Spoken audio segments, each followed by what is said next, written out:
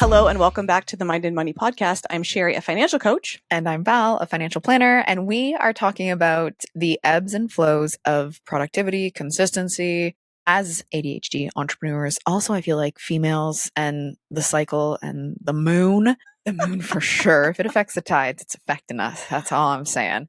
So this was on my mind on my drive here to see Sherry, because there's days where I'm like on fire. Things are great. I get so much done. And then the following week, that same day, same list of things to do. And I am like a sloth is what it feels like. And I wanted to talk about today, like tips and tricks, awareness that we use around that, and also how we talk to ourselves when we're having the really good days and having the other days. They're not bad days either. Like I don't want to label them, this is good and this is bad. It's just the ebbs and the flows of our energy, of our focus. Now with the ADHD piece, I've found that with medication, it does help create consistency, but we're still cycling human beings, and we're not always going to be in, like, if you think of seasons and you think of a like a tomato plant, there's the seed, there's the growth, there's the growing of the fruit or vegetable, whatever it is. And then there's the harvest. We are not always in harvest where there's plentiful energy and we've got so much to give and we're always like on the ball. That's not the reality. Life circumstances change that. The moon. So tell me about this for you. We could do a separate conversation around like pre and post medication, but how does this show up for you in your business?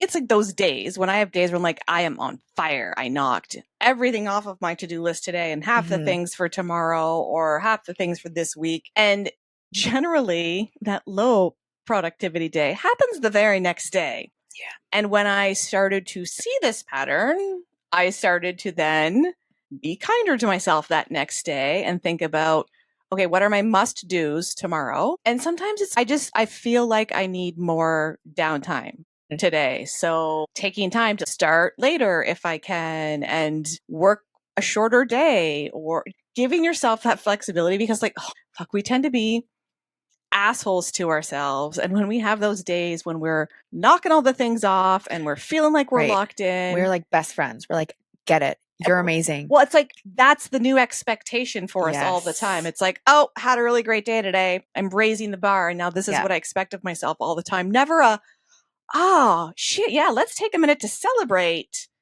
the day today and reflect on being positive, and maybe too looking into what were the things that contributed to this. We're just like, nope, new bar. If I expect 100% now, this is my new 100%. The awareness around it, the awareness around that you have cycles of like days like that, ups and downs or ebbs and flows. But I'll say in those moments, recognizing it and being kinder to yourself. Previously, though, there was times where I'd be like, you suck. Why can't I do this? I would be beating myself down because I wasn't meeting that new expectation that I set when I had a really super duper day. Yeah. And again, not celebrating is something that I am so guilty of, whether that's really anything in my business or in my life in general. Just something good happens and we don't pause and we're just like, okay, on to the next. Yes. What's that next goal? Or we also we'll take that, we're where we wanted to be. No, wait, now we move the target. Yeah. And we just keep moving it, kind of like you're walking down the sidewalk and there's a rock and you just keep kicking it further and further away every time you get to it. And it's just like, why do we do that to ourselves? Right. Instead of taking that reflection, be like, look how far I've come, or, oh my gosh, look what I got done today. And then going, it's okay not to expect that tomorrow or next week. So when we have those really great days, or even knowing more about our patterns, which sometimes is just observing, like mine is typically very much so tied to my cycle. There's high weeks, and then there's like where I just want to be a caterpillar in a cocoon. And I don't want to come out as a butterfly, but I do, because it always cycles back around. But when sometimes in those lows, you're like, how am I even doing this? And as entrepreneurs with flexible schedules, that looks different too. Like at the bank, if you needed a day, I could call in, or you would just show up and trudge through. And then beat yourself up and feel guilty if you called in, even if you called in when you were genuinely sick. Yes. So tips and tricks and or strategies that we use. I know for myself, I try to watch those weeks where my energy is lower and I won't schedule as many client meetings, or I'll take full days of just like This is admin work because I know I'm not in my bubbliest self where I want to be. Having a maximum of clients per day, that's a need. Yes. That's a need. My scheduler, bless her heart, she helps me with that. It's like maximum number of client facing hours per day and also maximum number of new clients. It only allows me to do per week, so I have to do a little management there because my max currently is 2 new clients per month, but that allows me to have some boundaries around that, and then I have to do a little bit of manual intervention. I think I don't pay super close attention to how I'm feeling in connection with my cycle, but I've been on some hormone replacement therapy, being in those years as a someone with a cycle and getting to that point where our hormones are just like, "Meh, we're going to do what we're going to do and good luck to you." I think I feel that less. Also, I have been giving myself more grace and paying attention to it, to be like, if I have no burning things that have time sensitivity to them that must be done today, what are the things that I want to do? And sometimes it's like, what are the things that are just going to give me quick wins? Yes. And I'm going to go down a little hyper focus hole right now and share what I've been doing as of late. And that's the last 3 to 4 weeks and I think we've talked about this before. I have like conflicting things associated to AI because I'm aware of the impact on the environment, but I'm also aware of how helpful a tool it is to help me function, especially as an entrepreneur, and just being able to use it as a system to help me do the thing. So I've been using it to help me track my time, because one of the things that I like to beat myself up about was, oh my God, I'm not working enough. Oh, okay. Quote unquote enough being like, who says you have to work a set number of hours? Historically, you had a check that literally told you, or pay stub that told you how many hours you worked. Okay. So tracking how many hours I'm working and tracking where those tasks are. Are they marketing? Are they client facing hours? Is it client work? Is it like other things in my business? But the last week, bless her heart, I found, have you ever used Notion? I heard of it. Here's how the conversation went with AI. Dear AI, and I use Claude, which recently told the Department of War to go pound salt, which then reinforced my decision to use said AI tool. And I'm not feeding it like, here's my credit card statement and tell me all the things. If you do that, just remove all of the be smart with what you're sensitive sharing information off of it. But the conversation went, because I'm in the marketing period of launching my new group coaching program, and there's all the things that I could, should, and need to do. And I was feeling very overwhelmed. I went down a hyper focus rabbit hole to get the back end systems set up, because sales tax, being a Canadian business, are a nightmare, and that took a lot of time. And then very quickly, the next day, I was just like, I'm done. I'm done. And my brain went, switch into marketing mode now. You've got to double down. And so I had a little chat with Claude and just be like, I'm feeling overwhelmed. Here's all of the things that I need to do. Yep. Is there a tool that can help me, or is there something you can help me with to do this? And it suggested a couple tools. And the next question was, how can you help me build these separate tools? And the answer was, oh, hey, I can basically build anything you want me to in a tool called Notion. Okay. And oh my God, enter the rabbit hole over the weekend of, I now have a to-do list that I can check off when I get the things done. It can track if something's like in progress, when something is due, the level of urgency to the task, if it's time sensitive, high, medium, low. Yep. I can sort it so that it's just looking for things that are due today. And I can ask Claude, what's on my agenda today? Although be very cautious if you do this, that it's going to, I think you need a paid account to do this. Like to calendar sync. Yeah, to sync with the tool. So it's not a calendar. Okay. It's more of like a project management tool where I can say, here's all the things I want to do. And that can then connect to my to-do list. And it's very lovely. It has lots of other things you can add to it too, like pre-made habit trackers and financial tools. And I've got other things I want to do with it, but not yet. But if you're using it to like talk to Notion and build Notion like project and boards and things for you, it is going to be on the higher end of your usage for your AI tool. So just be aware of that. So that's kind of why I did it on the weekend more when I'm not using it for other things. But it helped me do all the things. And I just, hey, I want to do this.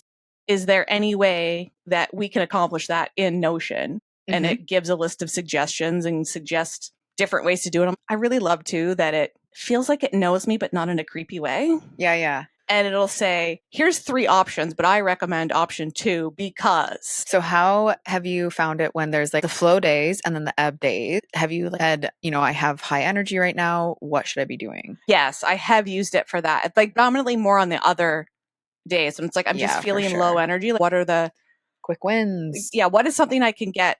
And that's another column that it has on my to-do list, like approximate time that it's going to take, because it's feeding into that conversation I have for my daily time tracker. I have it putting how many hours did I work total, breaking down what days of the week I worked, how many hours. Were so you I can look for patterns. surprised so far with your tracking by how much you work?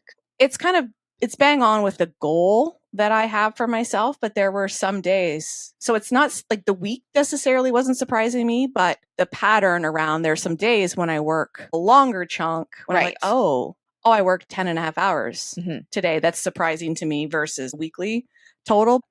I'm far down this rabbit hole and I love it because I can say, give me a few like quick wins for today, or I'm feeling low energy. What are my must do's today? And again, this is higher usage, but it can go into Notion and look at today and look at the ones that are urgent or time sensitive. Yeah. And spit out exactly what my low are tasks that I need to get done. I think that's a great idea to utilize that as a tool. Like I've been kind of using a list and then highlighting the ones that I'm like, hey, small thing, easy win, get this done, set a timer, get it done in this time.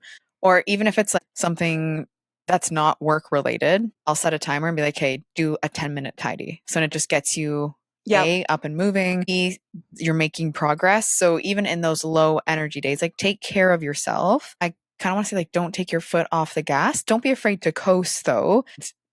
Sometimes those small wins are what we need to just kind of like put back in our tank to reassure ourselves, because that feeling can creep in of like, I'm not working. I can't be doing this. I shouldn't be doing this. The resting without actually resting because you're not quote unquote like actively working towards your goals, but then you're not actually resting because your brain is like, should be working.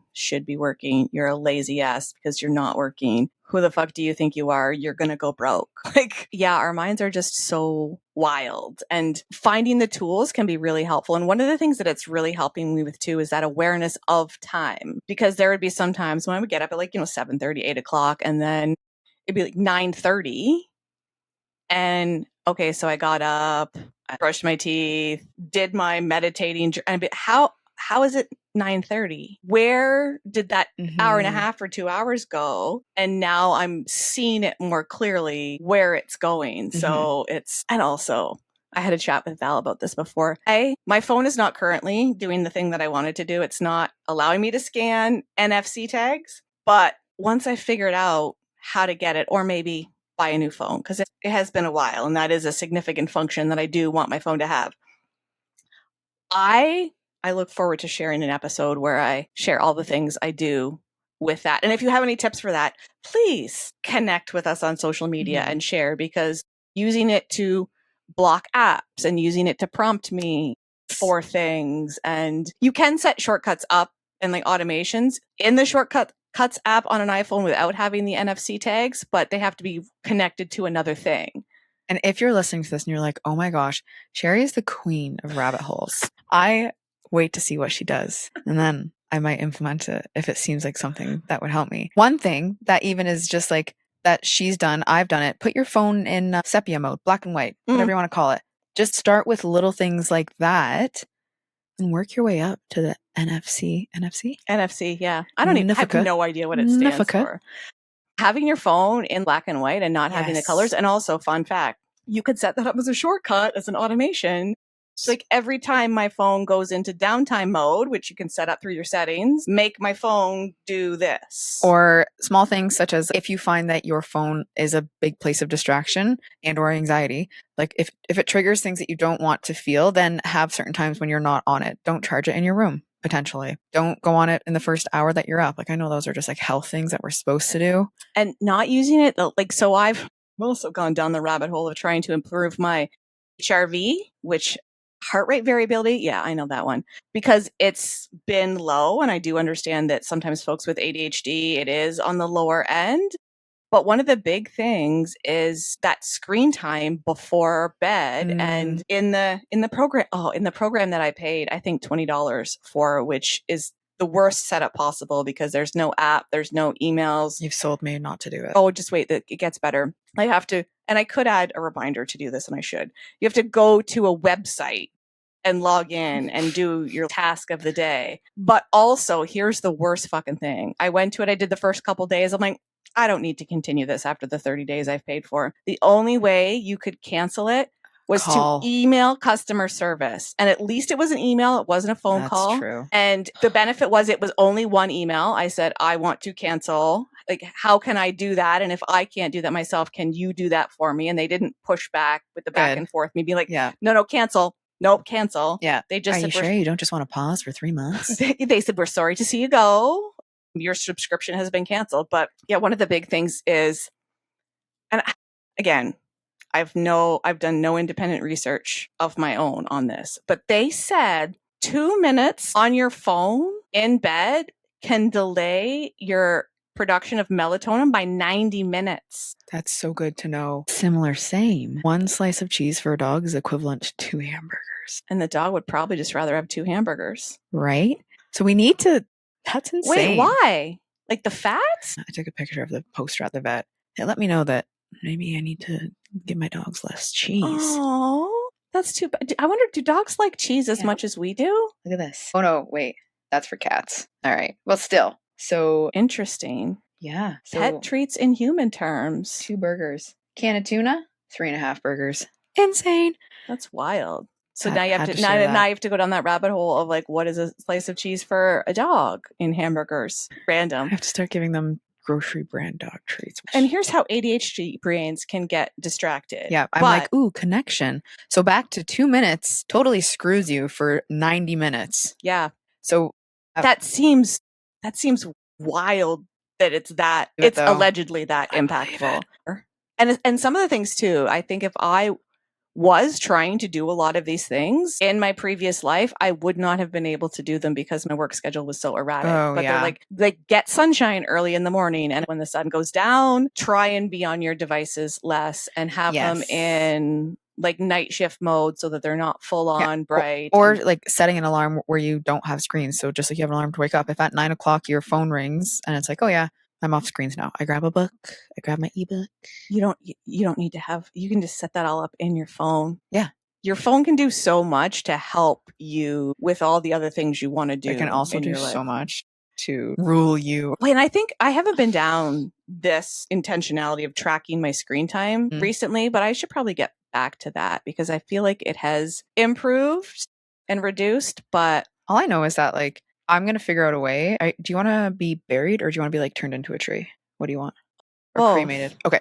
So I'm going to make sure that somehow there's a way like on that tree once it grows that there's like some sort of screen and then people can go and look at your spreadsheets and be like, man, what a life well lived. Look at this. Look at this screen time. Look at the sleep quality. Look at the HRV. And like the reality is that like my husband and I are empty nesters.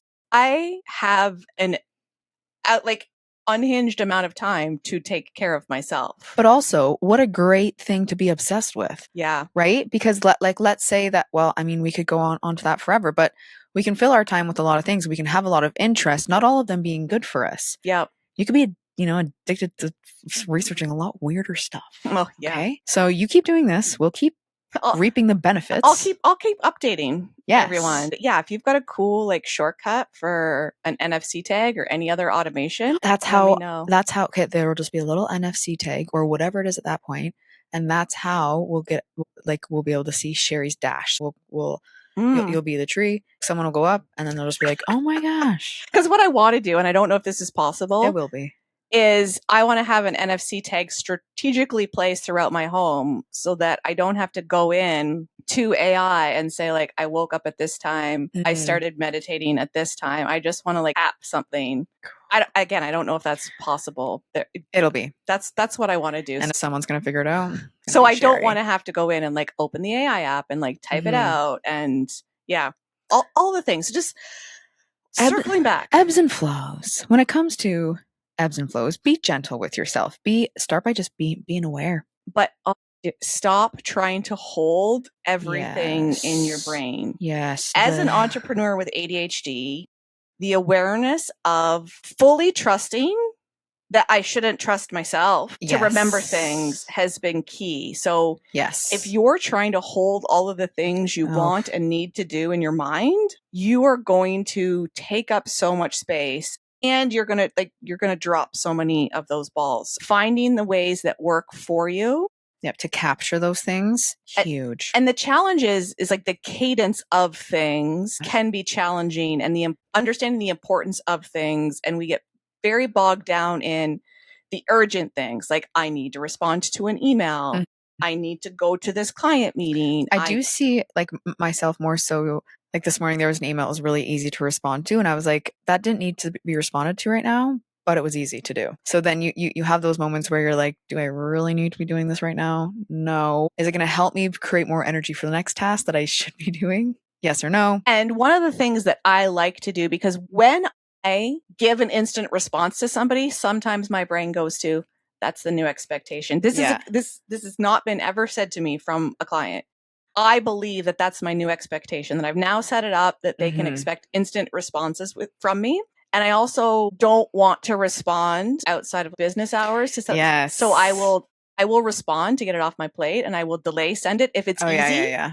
Or if it's something more complicated, but I don't want it to take up my brain space until a specific time, I will then snooze it and have it come back up at that time. So I can still have the peace of it not being in my inbox kind of screaming at me. Yeah. But the forced reminder of, okay, now it's the next day and you open your email and it's there. So yeah, really finding tools that allow you to have the space and have that capacity so that yes, you're responding to emails, but you've also got time blocked out to work on the admin things you need to do, but also more importantly, the bigger projects and tasks that you want to do, because very often we get bogged down in the urgent and then we don't have time and space and capacity for, if I spend 4 hours on this, it will generate more business revenue. I feel like it will decrease my load. It will have so many benefits, but we have such a hard time carving out those 4 hours. We need to do a working in the business versus on the business. And like we could do a whole thing on that. Yeah. And if you are somebody in similar businesses, like, can you block out specific days of the week so that that's only this behind the scenes stuff? It's not client facing, because that's been a huge impact to me to know, not only can these days be more flexible because I don't have client facing hours, but B, it also allows me to create those chunks of time to work on the things, because when you're trying to piecemeal 4 hours into a half an hour here, an hour here, that 4 hour task is going to take 6 hours or more because the starting and focus. Stopping. Okay. We're going to come back to that one. So ebbs and flows. Be kind to yourself. Don't be an asshole. Yeah. Watch what you're saying. Try not to raise the bar every time you have a day that you did more. No, celebrate. God, and then like prepare to lower the bar the next day and give yourself an easier day so you're not coming in hot thinking you're going to get 12 things done again. Thank you for listening. We will see you next time on the Mind and Money Podcast.